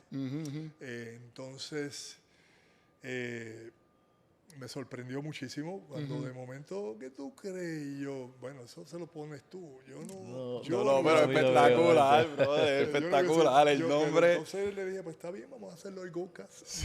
No es nada, ¿verdad? Exacto. En arrogancia, pero ya que existe el nombre, lo que pasa es que yo, el GOAT, y yo decía el GOAT, y es que G.O.A.T. Greatest of all time. Sí. Y yo estaba en este tema mío, en ese viaje mío de estar enfermo. Yo digo, espérate. Sí. Y entonces ahí entendí. Nice. Está bien, vamos a ponérselo. Está brutal. Nice. Y ella pues le surgió. A pesar de que salimos, ¿verdad? Salimos casi a la misma al de esto. Eso iba a preguntar. Ustedes salieron un poquito antes. Un poquito antes. Yo lo veía a ustedes. Pero la dinámica me encanta. De verdad que y ver, nuevamente hemos hablado aquí de la figura de Piku. Ver a Piku en esta faceta. En esa oportunidad. Sí, increíble, brother. Ustedes son una generación, bueno, dos después de mí o tres. Pero la idea del GOATcast, para que más o menos tengan ese, porque somos, ¿verdad? Estamos un poco separados en... Yo le llevo a ustedes casi 20 años. Tienes 42, 41. 42, 41. ¿Verdad? Sí, se nota en la cara. Yo recuerdo que tu papá una vez me llamó a hablarme de ti. No sé si tú te acuerdas de eso. No, ¿en serio? Papi, pregúntale. Sí. Papi, no me sorprende, Cuso. Ay, papi, que mucho te amo. Me llamó a hablarme de ti, eso, pero bien súper cool. Sí. De todas maneras... ¿Qué te dijo? ¿Que sentaran a Carlos y me pusieran a mí? No, fíjate, él me estaba preguntando sobre ti, de oportunidades. Claro. Pero la idea del GOATcast básicamente es no reconocer, ya están reconocidos, pero presentarles a esta juventud de hoy en día, a los jóvenes que juegan hoy en día, que hubo un núcleo de jugadores que excelente. Esta liga existe gracias a ellos. No fue gracias a mí. Sí. Yo vine también en el camino. Claro. Pero que están vivos, ¿verdad? Y yo no hablo solamente de los superstars, yo hablo también de los que estaban en el banco, porque para mí, yo les digo la verdad, mi reconocimiento siempre va a los jugadores del banco, que son los que nos practican a nosotros. Sí. Definitivo. Y básicamente por ahí quiero ir llegando, ¿sabes? De llevarlo, de llevar a los aguadores, de llevar a los trainers, médicos, a los trainers. Sí. ¿Por qué? Porque esos son los que nos dan vida. Exactamente. Lo mismo, lamentablemente falleció Ernestito, que lo llevaba como 3 meses ya detrás de él, pero pues resurgía, ¿no? Entonces pues no lo pude llevar, lamentablemente. Y creo que esas personas son importantes en nuestras carreras, porque si tú le caes mal a un periodista o a un narrador, ¿qué va a pasar? Tu carrera puede que te la lleven picada, ¿verdad? Por lo que ya no me boicoteó la carrera, lo que sea, eso pasa. Pero pues en el camino uno tiene que ser agradecido. Los periódicos, los que escriben en el periódico, yo los voy a llevar a todos. De la época mía, yo los tengo que llevar porque yo necesito cómo ellos se sintieron, pues cuando en el mundial aquel yo estaba molesto y quizás me vino a hacer una pregunta. Yo me gusta hablar de todo eso. Claro. Exacto. Y esa es la idea del GOATcast. En adición, pues hablar un poco más del compromiso que tiene que tener un jugador. Porque nosotros en nuestra época no estaban las redes sociales. Exacto. Y verse bonito en las redes sociales, mira, qué bueno yo soy y marco los puntos míos, pero no se me olvida que yo juego en equipo. ¿Me entiendes? Claro. Entonces, pues esas cosas a mí me gusta hablarlas. Si Pico hubiera tenido redes sociales, ¿hace tiempo? 30 millones de seguidores el día de hoy. Tú. ¿Cómo? Aquí saliendo del juego de Santur salimos por 50 Arecibo.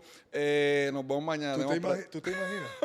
No, de verdad. Literal. No, pero digámoslo así. No, es verdad, es verdad. Por eso hoy en día, que ya todo el mundo corre su show propio. Correcto. Sí, exacto. Pues en mi caso eso. Entonces, creo que ya yo venía de alguna manera hace tiempo pensándolo con William, de hacer unas ciertas cosas para seguir viviendo, ¿no? De alguna manera y también como entretenimiento, pero creo que eso, buscar la manera de monetizar algo. Sí. Así es que es la realidad. Esto te devuelve. Claro.